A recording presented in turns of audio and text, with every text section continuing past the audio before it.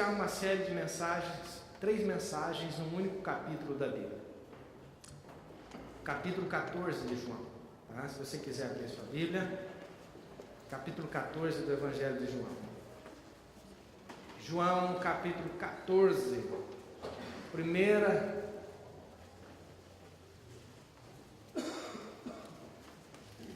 Nossa série é as palavras de despedida de Jesus, né? O que ele disse nessa antecipação da sua partida? O que é que ele disse aos seus discípulos? O que é que os seus discípulos deveriam crer, né? Deveriam pensar, como eles deveriam viver? Evangelho de João, capítulo número 14. Verso número 1 diz assim: Não se turbe o vosso coração, credes em Deus, crede também em mim. Na casa de meu pai há muitas moradas. Se assim não fora, eu vou-la teria dito, pois vou preparar-vos lugar. E quando eu for e vos preparar lugar, voltarei e vos receberei para mim mesmo, para que onde eu estou, estejais vós também. Até aqui. Na sua casa, se você puder, pelo menos uma vez nessa semana, ler a partir do verso 4, todo o capítulo 14. Próximo domingo, a nossa mensagem vai estar baseada a partir do verso número 4. E no terceiro domingo, a partir do verso número 16. Hoje, nós vamos focalizar esses 3 primeiros versos do Evangelho de João, capítulo 14. Eu me lembro, irmãos, de uma das coisas que trago na memória da minha infância, pelo menos 2 ocasiões em que houve uma despedida e que ficou na minha memória e que eu tive que ressignificar aquilo em muitas ocasiões e tive que elaborar aquilo dentro do meu coração, dentro da minha alma. E a maioria de nós tem pelo menos uma história de despedida para contar, ou de perda para contar, né? E essa passagem aconteceu nos anos 80, né? Na minha infância. Eu tinha pouco mais de 7 anos, no começo dos anos 80. E eu percebi que na minha casa, naquele 1981, se eu não me engano, algumas coisas começaram a mudar. A movimentação de mulheres na minha casa começou a aumentar. E gente trazendo roupa, gente se oferecendo para ajudar, e eu não sabia muito bem o porquê. Mas depois de alguns meses eu fui me dando conta que um novo integrante na família estava chegando. Era o Marcelo, meu irmão. E eu pensei, me lembro, né, de estar, puxa, finalmente vou ter um irmão, porque até então era só em casa. Na minha casa a diferença de idade, né, entre os irmãos é de aproximadamente 8 anos. Né? Então eu tenho a certeza de que naquele momento jamais sairia da minha cabeça, né? Porque era um fato novo, alguma coisa muito interessante, né? E eu tinha certeza, né, de que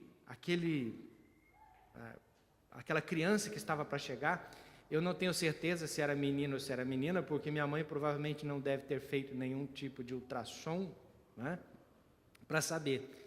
Mas nasceu aquele menino, deram o nome de Marcelo, enrolado num punhado de cobertor, né, e touca. E no frio paranaense, você sabe que as crianças eram enroladas ao ponto de quase sufocar, né? Parecia um casulo de bicho da seda, né?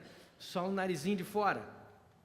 E há quem diga, né, que ele seria o mais bonito dos irmãos, o que não é muito difícil de imaginar que é mesmo, né? Seria mesmo.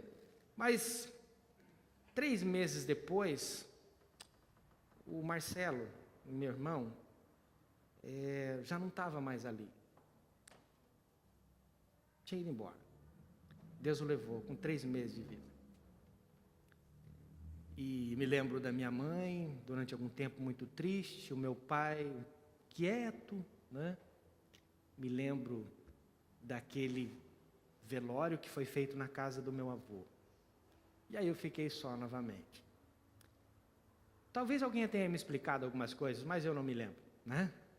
Mas isso ficou na minha memória, todas essas cenas. E a outra passagem muito significativa nos anos 80 foi porque nessa época, ainda final do governo militar, uma coisa assim, nos últimos anos, eu acho que no governo do presidente João Batista Figueiredo, ainda muita gente do Paraná estava indo para Rondônia, Acre, norte do Mato Grosso, para abrir a Amazônia. E a família querida da minha tia, irmã da minha mãe, muito próximas, né? Eram as duas, resolveu partir para Rondônia. E eu me lembro de um caminhão de mudança, mas um caminhão assim, de carregar cargas normais, sem baú, com toda a mudança dentro. E os parentes e os meus 5 primos, que eu brincava tanto, dentro do caminhão, com a mudança, indo embora para Rondônia. E lembro da minha mãe, do meu pai, dando tchau, e mais uma vez minha mãe também chorando, porque 7 pessoas, né? Meu tio, minha tia, meus 5 primos estavam indo embora. Mais de 10 anos, quase 10 anos, eles demoraram para se ver novamente. Foram embora. E fiquei com aquilo na minha cabeça. Jesus, irmãos, aqui nesse texto que nós lemos, ele está nos momentos de despedida. Esse dia é a quinta-feira. É a quinta-feira da Santa Ceia, da última ceia com os discípulos. É a quinta-feira da traição de Judas. É a quinta-feira do Getsemane. É a quinta-feira da sua prisão. E nos últimos momentos, né, quando o traidor já é indicado, quando Jesus, né, vai falando que, olha, está chegando o momento, né, de que o Filho do Homem seja entregue, e depois o Filho do Homem será glorificado, mas antes disso eu preciso dar a minha vida. Essa mensagem, essa palavra vindo para o coração daqueles discípulos, irmãos, era uma mensagem que não caía muito bem, porque os discípulos estavam entendendo que aquilo seria uma despedida definitiva. E eles estão com o coração muito conturbado ou turbado. E ficar com o coração conturbado, com o coração abatido, com o coração desassossegado é absolutamente normal para qualquer pessoa que vive nesse mundo. Porque nenhuma segurança, nenhum sistema de alarme a gente tem para determinadas coisas que acontecem na vida. Ninguém nasce já preparado para enfrentar esses momentos em que a gente tem que se despedir de alguém, ou que a gente tem que deixar alguma coisa para trás. Ou então, momentos em que a gente percebe que algumas pessoas ocuparam um determinado espaço e tempo na nossa vida, mas que agora já não fazem parte mais, ou pelo menos já não estão mais tão próximos da nossa vida. Mesmo os crentes mais consagrados sabem, irmãos, o que é beber o cálice mais amargo da dor na caminhada, na graça aqui nesse mundo. Porque tem momentos, irmãos, que nós estamos absolutamente carentes da graça de Deus mais efetiva na nossa vida, não que ela deixou de agir, mas tem momentos que nós estamos tão, irmãos, perdidos, tão sem sentido, que a graça, ela precisa, pelo menos na nossa visão, ser mais efetiva. Mas tem momentos em que parece que a gente sente mais a glória de Deus, momentos mais festivos, né? Todos os santos de Deus tiveram seus dias de lágrimas.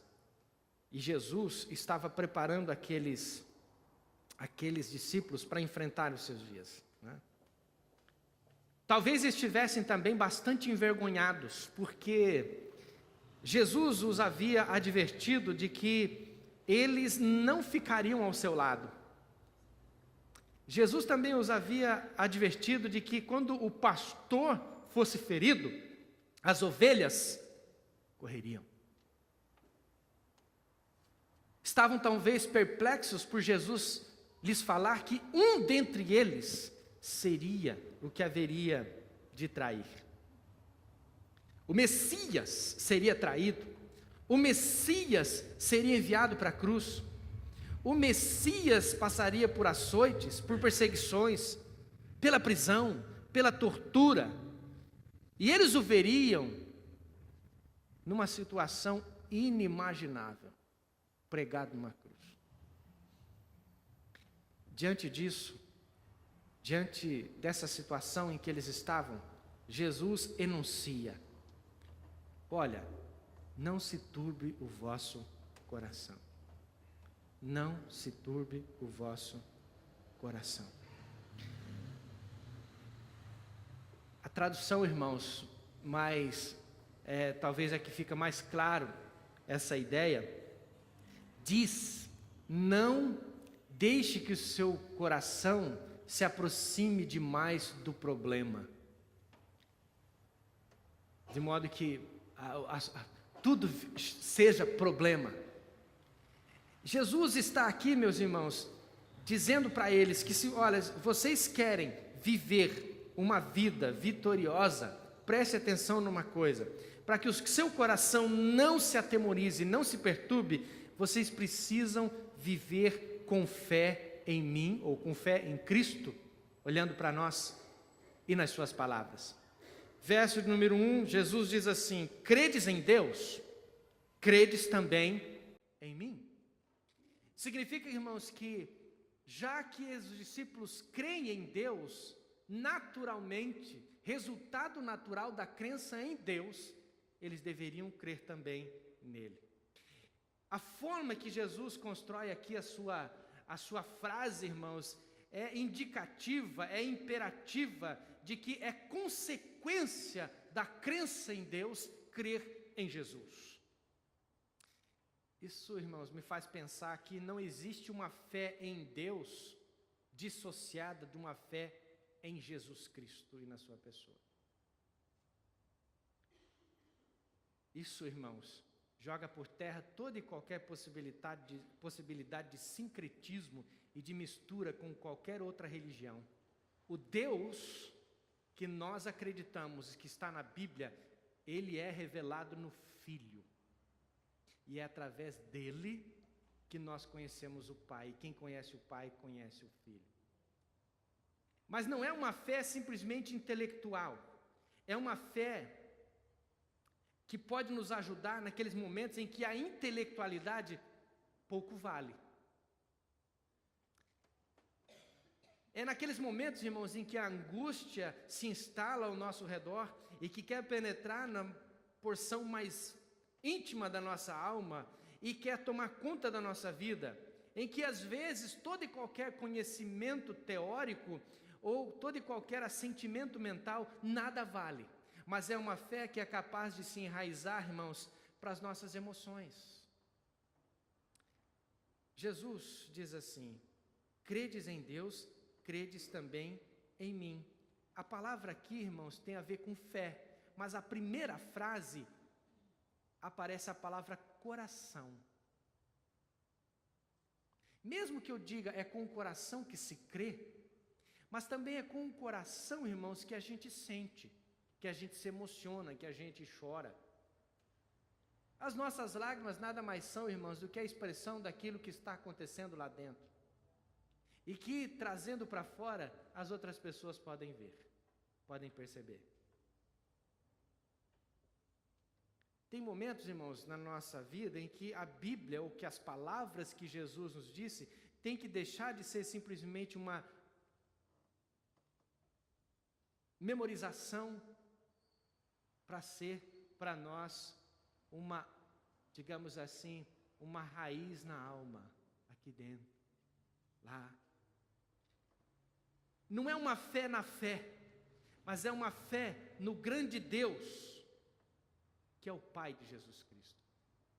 É isso que Jesus está aqui colocando para os seus discípulos. Fé em Cristo é o remédio para essa doença do coração conturbado, porque as crises virão, os problemas virão, as tempestades nos abaterão, os ventos contrários conspiram contra nós, mas Jesus diz: continuem confiando em mim. Quando Jesus estava, irmãos, atravessando o mar com seus discípulos ali no barco, vocês conhecem bem a passagem lá em Marcos capítulo 4. Uma grande tempestade veio sobre eles. Mas quando Jesus é acordado, porque o barco estava prestes a afundar e os discípulos atemorizados, Jesus diz para eles: por que vocês são assim tão tímidos? Por que vocês não têm fé? Quem estava ali com eles? Era o Jesus, o Filho de Deus. Mesmo que a cruz fosse um pecado horrendo, terrível, mas olha que coisa interessante, irmãos. Jesus disse sim para eles que haveria a cruz, mas também disse para eles: o Filho do Homem será levantado da terra. No terceiro dia eu vou ressuscitar. O Filho do Homem vai ser glorificado. Mas note bem, irmãos, que a última coisa que fica na nossa memória, quando alguém nos diz uma série de coisas, perceba que o nosso exercício mental, no primeiro momento, é se apegar às coisas negativas. Se você olhar para a sua vida, irmãos, e perguntar quais são os fatos, que talvez te deixaram muito triste, quais são as mágoas pelas quais você já passou na sua vida, quais foram as traições que você já sofreu, quais foram as decepções que você já teve, você vai lembrar de todas, e algumas você ainda vai ressuscitar.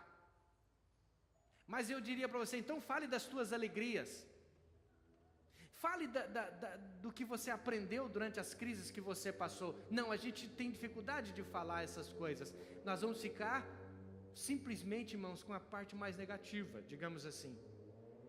E Jesus está fazendo com que os discípulos entendam: olha, creia nas minhas palavras, creia em mim. Creia nas minhas palavras. Quem está dizendo? Sou eu.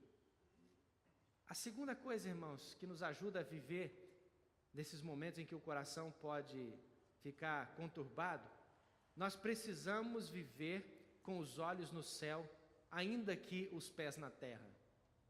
Precisamos viver com os olhos no céu, ainda que os pés estejam na terra. Diante das provas, das tribulações, nós precisamos levantar a cabeça e olhar, irmãos, para aquilo que tem à nossa frente. E aí Jesus diz isso para os discípulos a partir do verso número 2. Olha, vem cá, na casa do meu Pai há muitas moradas. E aqui existe uma diferença da palavra casa para a palavra morada. Porque em português, irmãos, as duas coisas parecem iguais, não é? Se eu falar para vocês: onde é a sua moradia? Você vai dar o endereço da sua casa: Rua São Paulo, Rua Pedro não sei o quê, número tal. E se eu falar onde é a sua casa?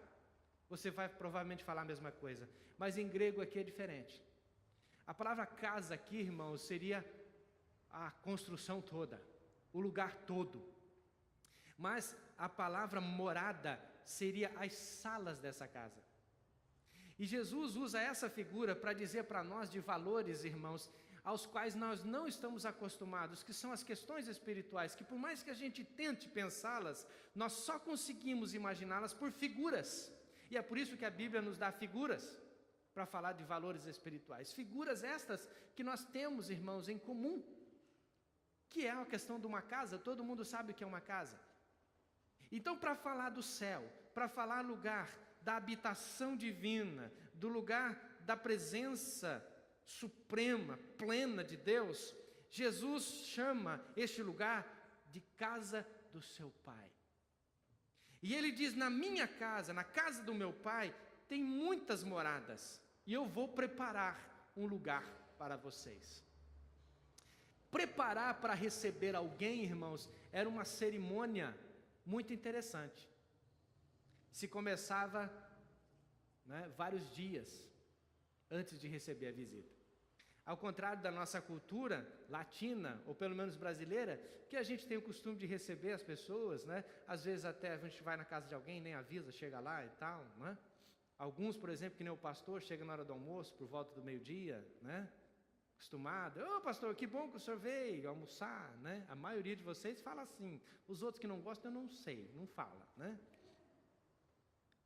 Mas o fato é que na nossa cultura a gente está acostumado com essas coisas. Lá não era, todo um cerimonial era necessário, uma preparação, o que nós vamos servir, como é que vai ser, onde é que ele vai dormir, onde é que ele vai ficar, tudo. Aí Jesus diz assim, eu vou preparar um lugar nessa casa, na casa do meu Pai.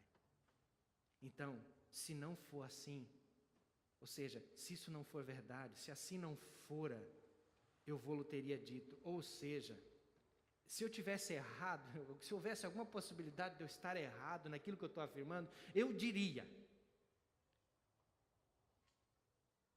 Isso quer dizer, irmãos, que olhando para cima, ou vivendo com os olhos no céu, mas com os pés na terra, é saber que ainda que estejamos passando por momentos de turbulência, o céu, a casa do Pai de Jesus, é o nosso destino, é o nosso lugar. A morte não é o fim da vida, a morte não tem a última palavra. O aguilhão da morte já foi arrancado, diz o apóstolo Paulo, ele já não tem mais poder sobre nós. A morte não é o fim para nós, pelo contrário, o apóstolo Paulo escreve dizendo, irmãos, em letras garrafais, que morrer para ele era lucro,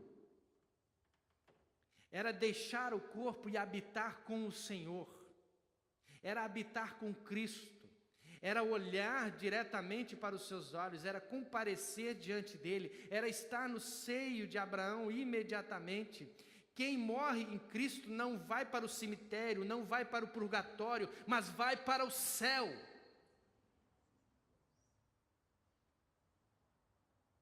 O céu é um lugar onde a gente vai desfrutar da presença de Deus. Eu sei, irmãos, que todos nós, eu penso, que você já deve ter tido a sua experiência com Deus. Em que você, de repente, deve ter parado um pouco e falado, olha, Deus estava aqui nesse lugar, junto comigo, nesse momento.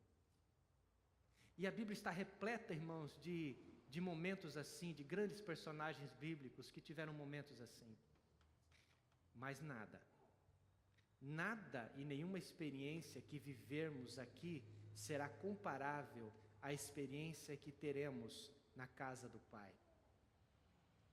Porque enquanto aqui estamos, ainda estamos atrelados, irmãos, aos nossos sentidos que nos traem e também ao pecado. O pecado, irmãos, muitas vezes distorce a nossa visão de Deus. Mas quando estivermos lá, o veremos como Ele é, face a face, olho no olho, na casa do Pai.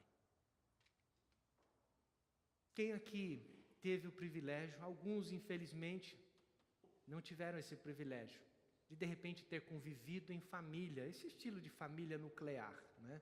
Pai e mãe. Nós temos uma palavra em português para dizer dessa falta que a gente tem de casa, que é saudade. E é uma palavra que dizem os estudiosos aí, que parece que só existe na língua portuguesa, com uma palavra que reúne esse sentimento de sentir falta de alguém ou saudade, né? É coisa do português. E sentir falta de alguém na língua inglesa, em algumas traduções aparece a palavra homesick, doente de casa, alguma coisa assim. Ou seja, é um sentimento que traduzia aquilo que o soldado sentia ao estar na guerra, longe do seu pai e da sua mãe. Doente de vontade de estar em casa. Agora imagine você, se a gente tem tanta saudade assim. Você já sentiu saudade de casa? Já ficou algum tempo longe de casa, do pai e da mãe? Sim ou não? Há uma vontade louca de voltar para casa o quanto antes, de abraçar o pai, de abraçar a mãe, não é isso? Jesus utiliza essa figura. Na casa do meu Pai existe um lugar onde você vai ficar. Eu preciso, irmãos, mesmo que não tenha tido a experiência ainda, olhando para o céu, com os pés na terra, eu preciso estar doente de casa, daquela casa. Porque, ao contrário do que nos parece, irmãos, almejar o que é do céu é o que me traz saúde para viver nesse mundo conturbado. Me parece, irmãos, que quanto mais apegado a essa casa terrena, menos olhos eu tenho para essa casa eterna. E quanto mais apego eu tenho a este mundo, mais doente eu fico, mais conturbado eu fico. Mas quando eu penso mais, e quanto mais eu fico doente no bom sentido, da casa do Pai, mais feliz eu vivo aqui nesse mundo. Perceba o quão infeliz nós ficamos, irmãos, quando as coisas aqui, nesse plano aqui, não dá muito certo. Não dá muito certo, não é verdade? Perceba, irmãos, o quanto nossa felicidade, as nossas alegrias são efêmeras, momentâneas.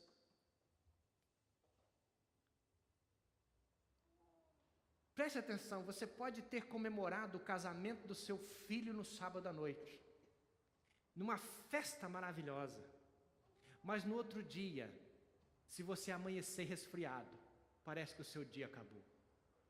E alguém te liga, como é que você está? Estou mal. E se for homem, então pior, que o homem, né?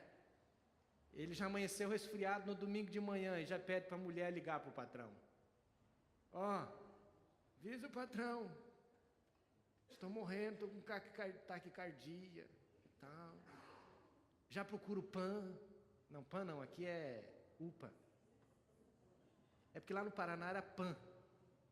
Entendeu? O pessoal tirava sarro, gente, porque o PAN era o lugar onde o camarada ia doente, já levava uma pancada e acabou.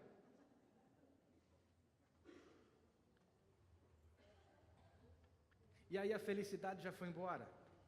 O céu é um lugar, irmãos, o céu é um lugar. Eu sei que você pode ter um punhado de perguntas a respeito do céu. O único, irmãos, que lá esteve e que aqui veio para contar como é Jesus. Quem já foi para lá, irmãos, não volta mais. Mas Jesus já esteve lá. E ele não contou muita coisa, não. Mas eu confio na palavra dele, que ele diz, irmãos, que é o lugar onde será enxugado dos nossos olhos toda e qualquer lágrima. O céu é o lugar preparado para o povo de Jesus Cristo, para aqueles que estão em Cristo, para os discípulos do Senhor Jesus. Pois eu vou preparar-vos lugar, eu vou na frente, diz Jesus, eu vou estar preparando a chegada de vocês. Significa, irmãos, que Jesus, sendo assunto aos céus, está à direita de Deus Pai, neste lugar, aguardando os seus discípulos. Eu posso arriscar, irmãos, a dizer que gente que vai ocupar o céu nem nasceu ainda. Ainda vai nascer. Ainda vai passar a existir no ventre de alguma mulher. Vai desenvolver naquele útero. Vai nascer. E desde, irmãos, da sua concepção, Jesus está aguardando, vendo o crescimento dessa criança, e se ela tiver a oportunidade de crescer, louvado seja Deus, se tiver a oportunidade de se casar, louvado seja Deus, e de ter os seus filhos, louvado seja Deus, mas Jesus está olhando, simplesmente aguardando, para que a sua casa, a casa do seu Pai, seja completamente preenchida.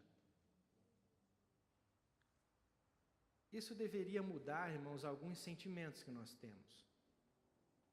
Porque às vezes, irmãos, nós cristãos somos pessoas que falamos tanto do céu, falamos tanto da certeza do céu. Aliás, um dos pilares da reforma protestante é a salvação pela graça.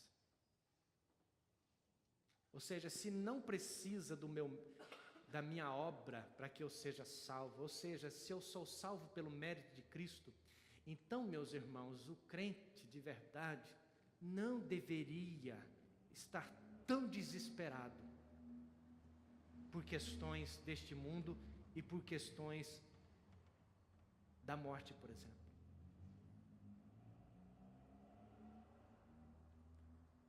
E se eu fosse um incrédulo, a primeira coisa que eu diria para um cristão é: por que você está tão desesperado assim por alguém que foi embora, por alguém que vai embora, ou por você mesmo, pela tua própria vida, se vocês acreditam que vocês estarão com o Deus de vocês e com Jesus por toda a eternidade?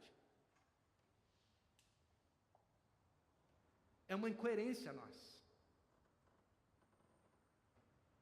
Há quem diga, irmãos, que um médico um dia me disse, experiência dele, não é pesquisa, mas ele disse que durante as suas cirurgias, as pessoas mais desesperadas no momento da cirurgia eram os evangélicos. Eu falei: como assim?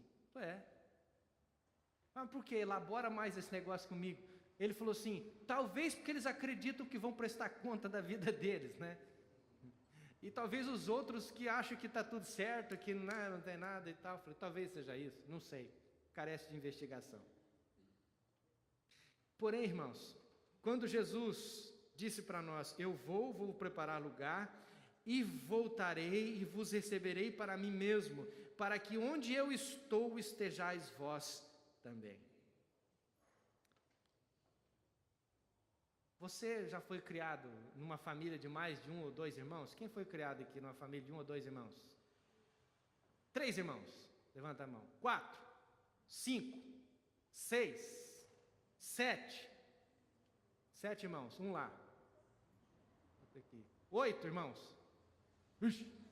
9. 9. Quem tem 9 irmãos? 9? Tinha que ser a família do Jesus mesmo para ter 9. 9, irmão. 10. Gente. 11, tem alguém? 11? Jesus. Lá atrás. 12. 12 irmãos? Oswaldo? 11? 12, tem alguém? Tem aí 12 irmãos? Rapaz. Olha, tem que pedir a bênção de Deus para aquela irmã. O irmão mais velho, lembra dele ou dela? A irmã mais velha, não sei. Lá em casa eu era o irmão mais velho, ainda sou, né? Tem as suas vantagens e as desvantagens. A vantagem é que a gente sempre é o maior, então ninguém tira farinha com a gente, né? Se alguém vem querer brigar com a gente, você já dá logo um cascudo e fala: ó, acabou. Força do tamanho, esse tipo de coisa. Mas o negócio ruim é que quando o pai e a mãe saem, toma conta dos teus irmãos. E eu me lembro dos olhos de pavor dos meus irmãos quando isso acontecia. Porque foi assim, ó: por 2 ou 3 horas, vocês estarão aqui, minha mãe. Jesus não tem nenhum problema de dividir a casa dele. O que ele está falando para mim e para você? Ó, na casa do meu pai tem muitas moradas. Vou preparar para vocês. Nosso Jesus, irmãos, é incomparável. Ele não tem nenhum problema em dividir a casa dele com a gente. O coração dele é imenso. É o pastor dos pastores que está se despedindo, que está indo para o sofrimento e que mesmo assim ainda tem o prazer de consolar quem vai ficar. Que coisa fantástica, irmão. É alguém que de lá veio e que sabe como é e que não mente. Por isso que ele disse: se assim não fosse, eu não diria. É alguém que quer que nós estejamos na mesma condição que ele. Olha essa frase: porque onde eu estou, estejais vós também. E se nós lermos, irmãos, a carta do apóstolo Paulo lá em Efésios, diz que Jesus está assentado nas regiões celestiais em Cristo. Que coisa fantástica. Diz que Jesus está no trono, irmãos, diante de Deus. E aí Jesus diz assim: onde eu estiver, vocês têm que estar também. Alguém poderia me dizer: pastor, os apóstolos, ou pelo menos o grupo dos 12, né? Os 11, porque Judas já não estava mais aqui, mas depois o apóstolo Paulo, eles terão algum lugar diferente? Segundo o livro de Apocalipse, eu posso imaginar que eles estarão num lugar de destaque, o que a mim não me causa nenhum problema, haja vista o que esses homens fizeram pelo Evangelho, coisa que eu jamais farei, tenho certeza disso, devido à pequenez da minha fé. Mas, irmãos, preste bem atenção, que quem aqui está falando deseja que tudo o que ele conquistou, o que fez e o que era, o que sempre foi, seja dividido com alguém. Esse é o sentimento mais nobre que tem, irmãos, porque nós, seres humanos, quando a gente está no lugar melhor, a gente se esquece de quem nos ajudou a chegar até lá. E Jesus não tem problema com isso. Onde eu estiver, eu vou dividir com todo mundo, só estou esperando você chegar. Então, meu querido, minha querida irmã, preste atenção nessas palavras. Onde você tem depositado a sua esperança? Será que a razão de boa parte das nossas doenças, das nossas perturbações, das nossas inquietações da nossa alma, talvez isso não aconteça porque, talvez isso esteja acontecendo porque a gente está colocando o coração demais aqui nesse mundo, nessa esfera. Os pés têm que estar aqui. Jesus disse isso lá em João capítulo 17, não os peço que os tire do mundo, eles vão estar no mundo, mas que os livre do mal. Mas estando com os pés aqui, irmãos, mas com os olhos no céu. Deus tem aqueles que estão em Cristo no melhor lugar que existe. E Deus também o terá. Jesus também o terá, quando chegar o momento, junto dele, por toda a eternidade. É assim que eu creio, é assim que a palavra de Deus diz, e eu quero desafiar você, irmãos, a descansar no Senhor. Não se turbe o vosso coração, credes em Deus. Na casa do meu Pai há muitas moradas, quem disse isso é Jesus. Se você ainda não se rendeu ao senhorio de Cristo, você precisa fazer isso urgentemente, confessando os seus pecados, reconhecendo que somente Ele é capaz de te dar este lugar, de fazer com que você se assente diante dEle, de fazer com que você esteja diante dEle. Que Deus te abençoe.